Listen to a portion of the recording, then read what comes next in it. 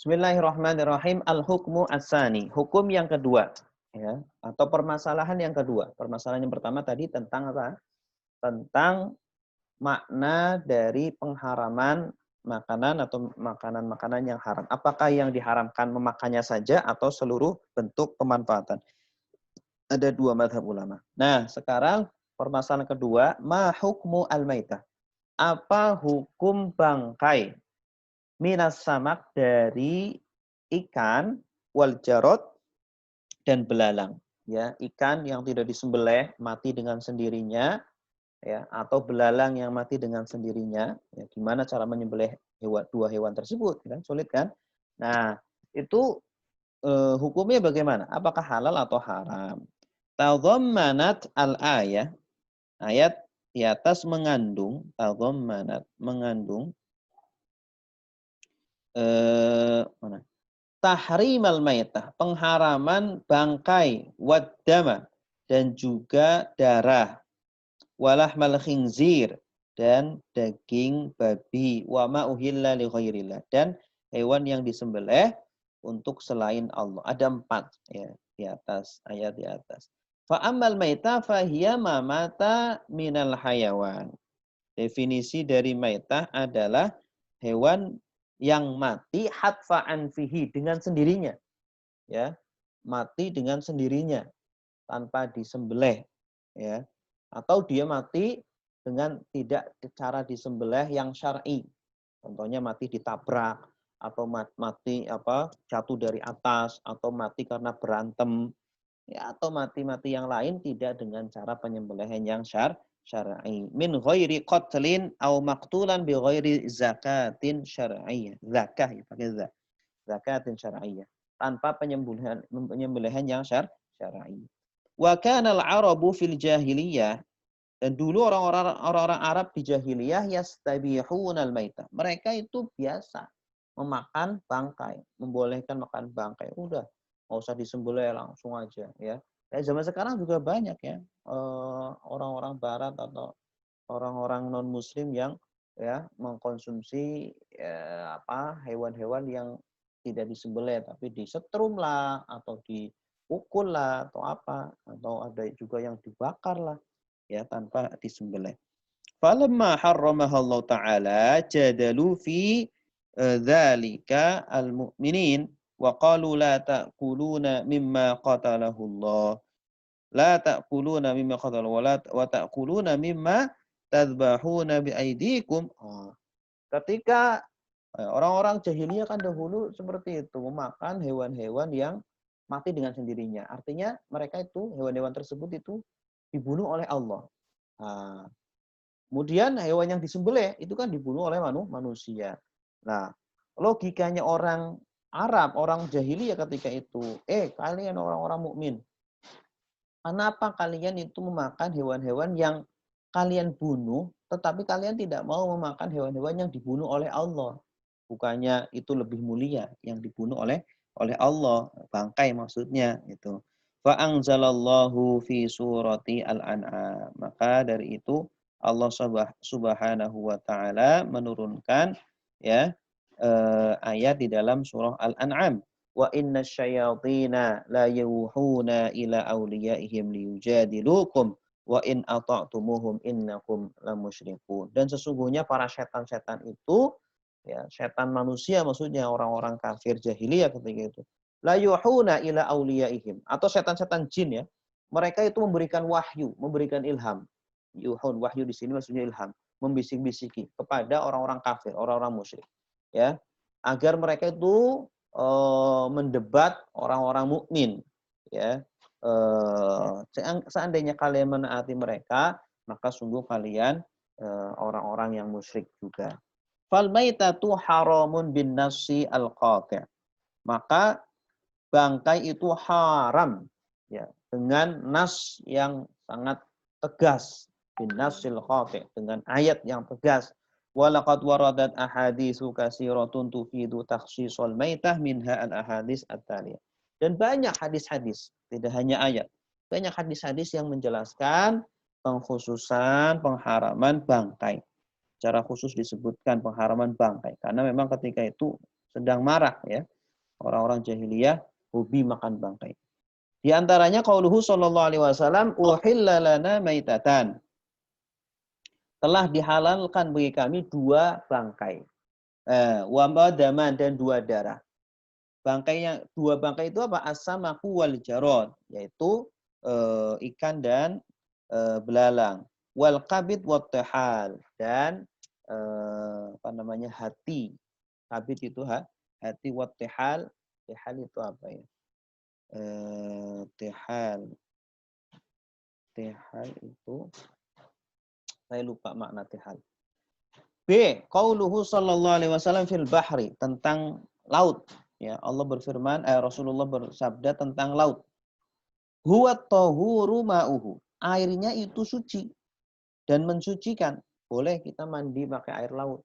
Boleh kita minum. Boleh kita gunakan berwudu, mencuci. Al-hillu maitatuhu. Dan bangkainya juga halal. Ya, artinya ikan yang mati dengan sendirinya di laut itu halal. Nah, itu. Jim. Wa fi sahihain, dan di dalam Sahih Bukhari Muslim, an Jabir ibni Abdillah.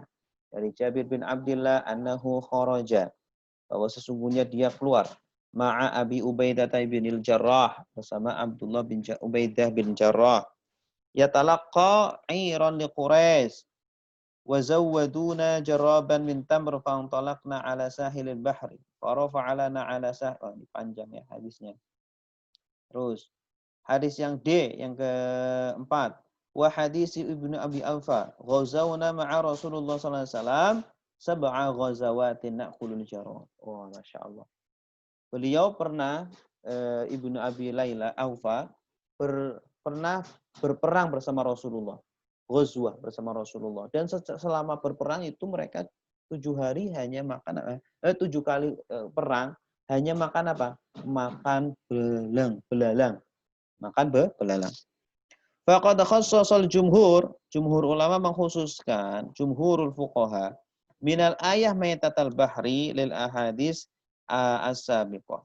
Jadi ada pengkhususan. Bangkai secara umum haram, tetapi bangkai lautan, ya, seperti bangkai ikan, ya, atau bangkai hewan-hewan laut yang lainnya itu halal.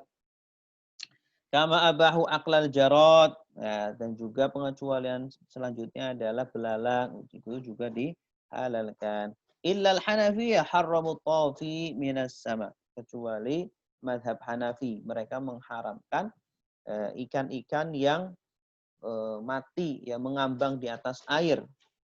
Tafi minas sama.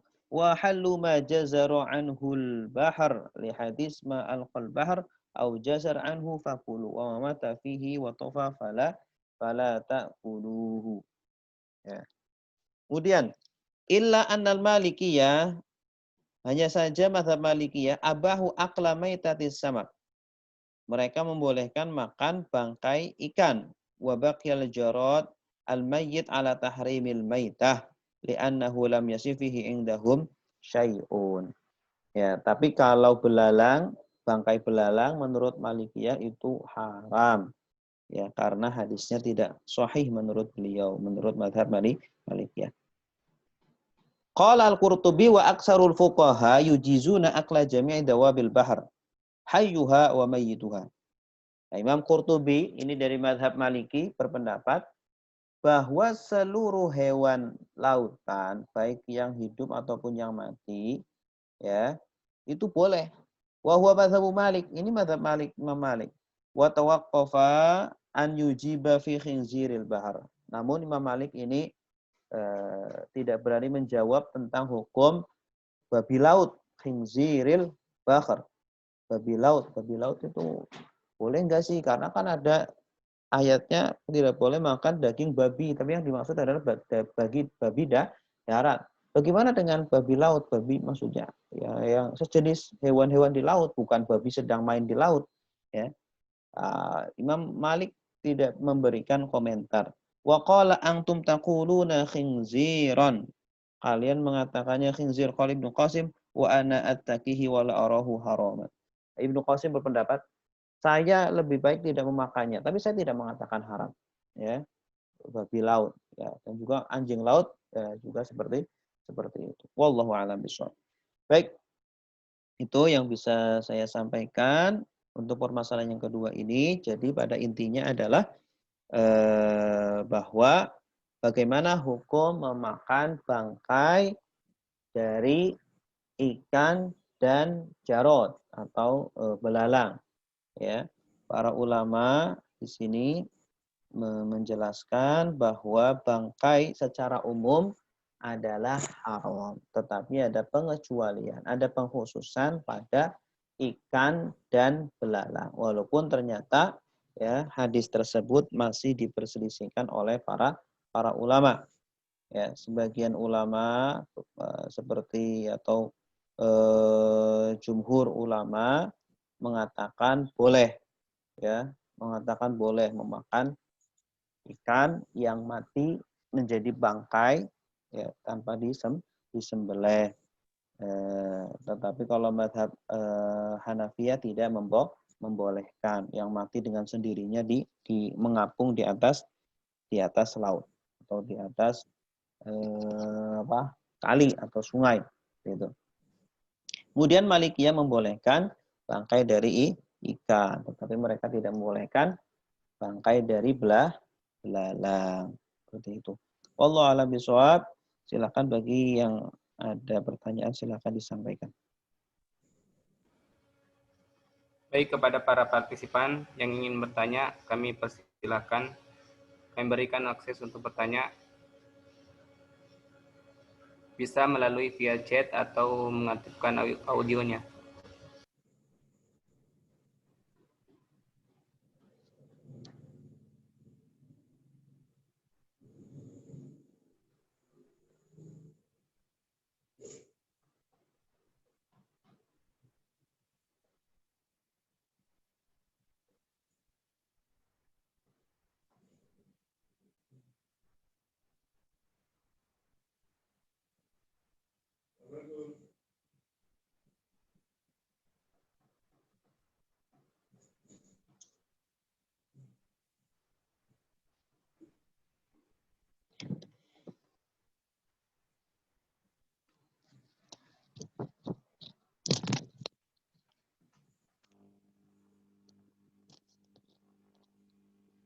Halo?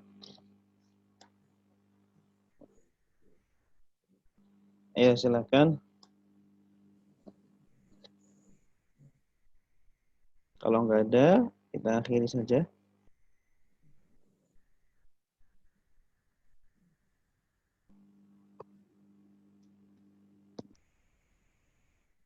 Nggak ada? Kan Ustaz? Jadi silakan. Ustaz, izin bertanya lagi tadi yang tentang halal haram sebelumnya, yang label halal. Ya, bagaimana jika label halal itu hanya ditempelkan saja Ustaz pada pembungkusnya misalnya, atau katanya Allahu alam label halal sekarang bisa dibeli. Jadi meskipun tidak dijamin kehalalan makanan tersebut, namun bisa dibeli label halal tersebut. Jadi bagaimana Ustaz? Iya, masalah label halal bisa dibeli atau tidak. Ya memang kalau kita mau membuat label halal di MUI itu ada uang ininya ada uang administrasinya, ya. Uang administrasi itu bukan berarti kemudian membeli label halal, tetapi memang itu administrasinya. Yang dinamakan membeli label halal itu ketika barangnya itu makanan atau minumannya itu haram, kemudian dia sogok MUI itu untuk membuat label yang halal, itu baru membeli. Ya, tetapi ya setahu saya MUI itu mengeluarkan label halal setelah ya melakukan uji kehalalan, ya bertanya dengan pakar-pakarnya, dimasukkan ke lab. Nah, setelah sudah pasti baru mereka memberikan memberikan label halal. Dan adapun MUI menarik uang administrasi ya memang sudah seperti itu, sudah aturannya seperti itu ya. Begitu. Nah, kalau ada orang kemudian dia tidak punya label halal dari MUI, kemudian dia masukin label halal MUI, kemudian ditaruh di produknya, yaitu termasuk pemalsuan, ya, termasuk penipuan, ya, walaupun makanan atau minumannya halal, tapi perbuatannya itu haram, ya, perbuatan melakukan seperti itu haram, ya, karena dia melakukan penipuan atau pemalsuan, ya. Mungkin tujuannya untuk melariskan dagangannya atau seperti apa gitu ya. Lebih baik kalau belum mendapatkan label halal dari MUI, ya katakan saja belum mendaftarkan ke MUI, ya, tapi mungkin dia bisa menjelaskan bahwa saya jamin makanan ini dibuat dengan bahan-bahan yang halal. Seperti itu. Allah. Ada lagi? Ada Ini, Ustaz, Ustaz. jadi Ya, silakan Pak Yudi. kan yang semua yang membahayakan pada diri kita, pada tubuh kita itu hukumnya haram ya Ustaz. Nah, bagaimana kalau itu rokok Ustaz? Kan ada juga yang memakruhkan, ada yang mengharamkan. Itu kita ambil yang mana Ustaz? Iya, kalau ulama Timur Tengah, ulama Al-Azhar terutama itu ya mungkin hampir ijma, ya hampir ijma itu mengharamkan rokok. Ya, hampir ijma ulama-ulama Al-Azhar itu mengharamkan rokok. Maka kita nggak pernah lihat itu dosen-dosen atau ulama-ulama itu merokok, itu sama sekali nggak pernah, atau duduk-duduk bersama orang-orang yang merokok, itu nggak pernah melihat ya seperti itu. Nah, adapun ulama-ulama di Indonesia itu kan terbagi menjadi berapa mazhab itu. Ya, ada yang mengatakan haram, ya ada yang mengatakan makruh, ya ada yang mengatakan haram untuk, ya kalau MUI itu haram untuk ini orang anak kecil, untuk ibu hamil dan lain sebagainya. Namun ya saya pribadi lebih cenderung ke haram ya, karena pertama itu sudah jelas rokok itu menimbulkan kematian walaupun tidak dengan jangka cepat tapi lama. Itu kita lihat coba data di Kementerian Kesehatan, orang yang mati sebab rokok itu ada berapa bertahun, itu sangat banyak sekali ternyata. Nah, kemudian dari segi lingkungan, ya, lingkungan ternyata perokok pasif itu lebih rentan terkena dampaknya daripada orang yang merokok itu sendiri, yang perokok aktif itu. Itu kan artinya bertentangan dengan Islam. La dororo wala diror. Jangan kamu berbuat bahaya pada diri kamu dan juga berbuat bahaya kepada orang lain. Nah, berarti ya jangankan rokok ya, kita berisik di samping orang aja nggak boleh. Semua orang lagi sholat sampingnya ternyata baca at-tahiyatul mubarakatuh. Kan kadang ada orang seperti itu kan. Kita sholat di samping orang bacanya kok keras banget, itu nggak boleh ya kan. Ya, orang sedang tidur, kemudian kita semua tidur jam 12 masih dia ngaji pakai speaker keras, itu kan mengganggu orang tidur juga. Itu yang seperti itu aja tidak boleh, apalagi merokok ya. Kemudian ekonomi, dari segi ekonomi juga sama, dari segi ekonomi ya tentu ya sangat boros, sangat merugikan itu. Allah a'lam. Ustaz. Ya. Ada lagi?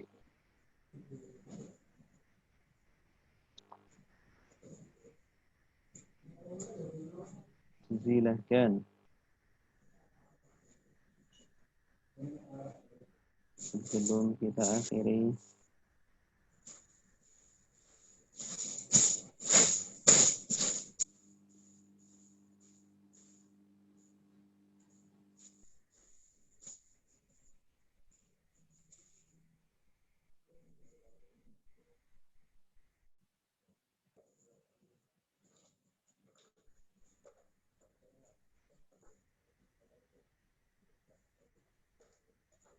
Ada lagi? Kalau nggak ada kita akhiri ya.